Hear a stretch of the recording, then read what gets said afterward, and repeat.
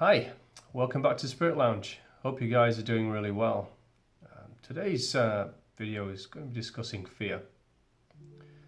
There's fear around us most of the time.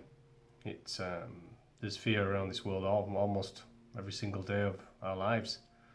In this particular moment, there's an elevated amount of it, which we need to understand and what it's doing to us as people, as individuals, and how it impacts us.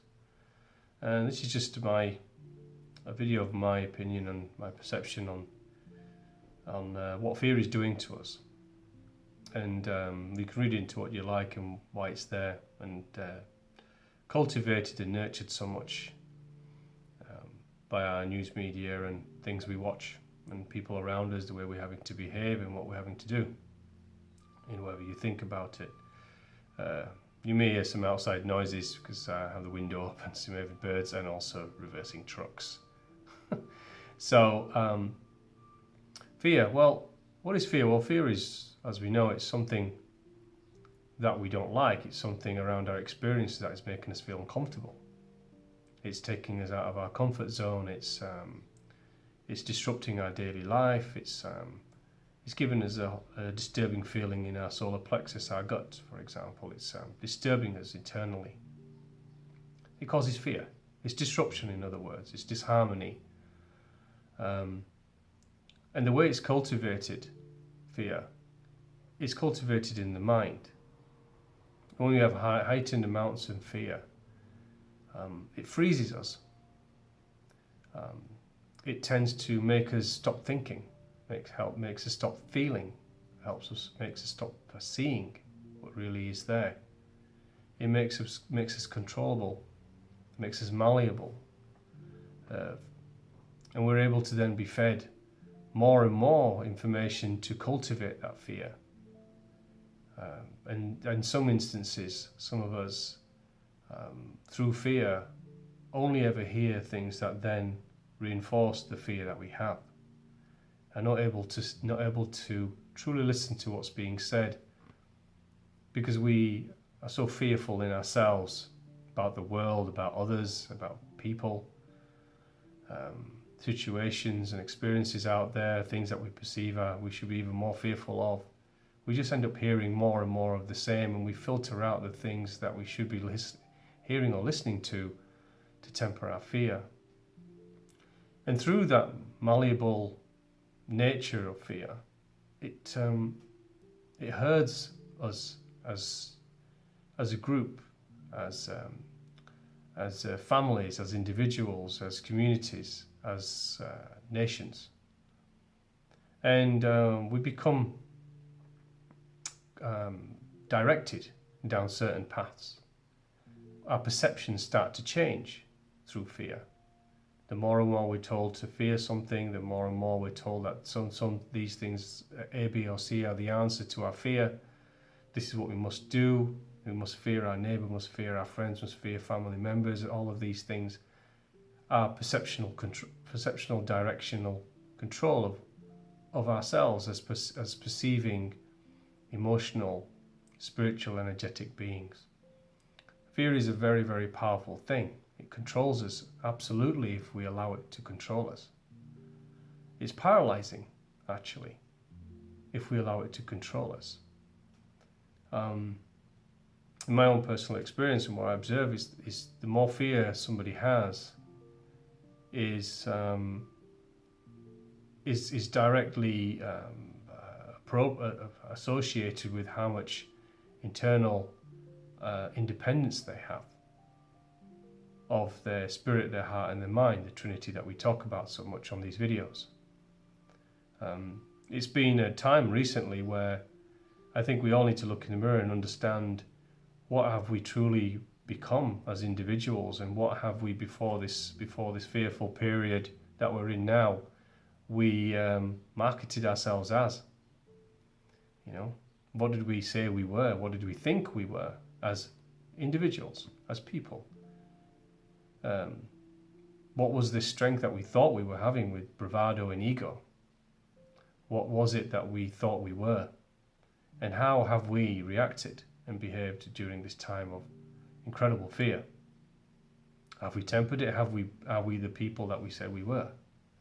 It's a really good test for us, mentally, emotional, physical, spiritual, etherical, energetically, to mirror ourselves against what we thought we were to what we've become, because this period has brought out the true nature of each of us individually, and it's something we should reflect upon. Because the more fear there is out there, the more fear we absorb, the more control and malleable we will be. And it's paralyzing. We will not see things that are in front of us. We will not see truth, actually, when fear is present. The more fear that is present, the less truth that we will see. The less we will hear between the lines, the fewer words we will hear in the sentences that we listen to on media, or friends and family, or out there in the communities. It paralyzes us. So think, how is fear tempered? Well, fear is tempered through allowing truth to enter. It's allowing us ourselves to hear more than what we're being told that reinforces our fear. Truth itself has various layers of truth. We can either allow the floodgates to open of truth, or we can completely block it. Some of us out there are completely paralyzed by truth and by fear, and we won't hear any truth. We'll only hear what reinforces the fear, because some of us are very, very fearful beings and absolutely malleable, and we have some way to go to recover our true sense of self and self-direction. And there are others of us who, some would say, disbelieve everything they're told. So therefore, they question everything with no basis of fact, and just question everything. So there's two paradigms, there's two extremes at both ends. But between there's many rungs on that ladder of how open we are to truth. But that depends on how shifted we are away from our mind. I talk about mind all the time on my videos. I refer to it, and I refer to that ego and our sense of intellectual self. This is what will block truth. Truth is selfish in its nature, that it doesn't care whether you like it or not. Truth is unconditional. It doesn't care about our sensitivities. Our preconceived ideas of ourselves and what we think is real has no relevance to truth. Truth is just truth, and that's all it is. And sometimes truth is not what we always want it to be, because it disturbs us just as much as fear does. And paradoxically, sometimes we don't want to hear the truth because the voice we're hearing of fear and the messages we're hearing that reinforce fear are more comforting to us, so we want to continue to listen to those. Because the truth is actually a lot more scary, a lot more disturbing, and a lot more uncomfortable. But truth, if we allow it to enter our perception, for whatever medium it comes from, for whatever route it comes from, we need to open ourselves in times of fear to be able to open ourselves to avenues of awareness and knowledge, perspectives that will bring us a different viewpoint, to expand our consciousness and our mind, to help dispel the fear that we all have, to settle it. Sometimes those who speak truth against, which seems to contradict what we hear, are called conspiracy theorists. We can think whatever we like about those. There's many out there. But we'll all know truth, because the truth is a truth regardless, and we can either resonate with it or we can just ignore it. But it's absolutely freeing.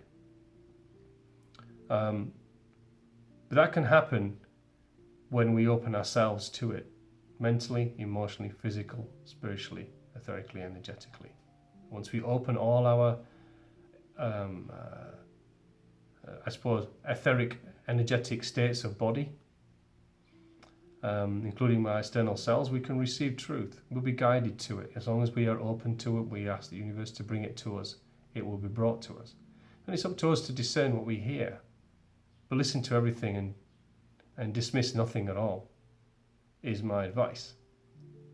Because everything has some truth in it, and these days it seems it's more apparent that what we don't hear on the mainstream tends to be the truth, or more closer to the reality than what we are hearing. So it's kind of truth is open to all of us.